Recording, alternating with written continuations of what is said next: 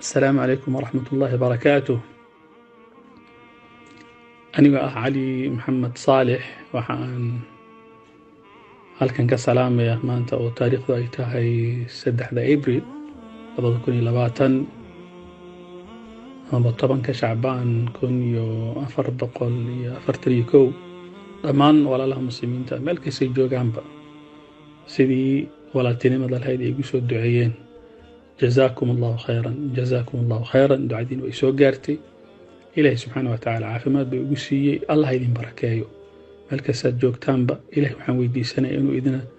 idin ilaaliyo oo xanuunkan idinka ilaaliyo inta hadda xanuunka dareemaysan ilaahay subxaanahu wa ta'aala uu ka qaado oo caafimaad ku soo dedejiyo waxaan markaa idinla jeclaaday nasiixada ah in guryaha la fariisto oo dadka aan wali ku dhicin alxamdulillah gurihiina fariista dawada maanta idinka gacanta ku sita guriyaha la fariiso yaan la bixin allah idin ilaaliyo inta uu ku dhacana guriyaha wali fariista idinkana ha bixina dawadan halkaas ay ku jirtaa waxaan dhahayaa marka ilaahay subxaanahu wa ta'aala dambigiina ha dhaafo ilaahayna ilaaliyo jazaakumullahu khayran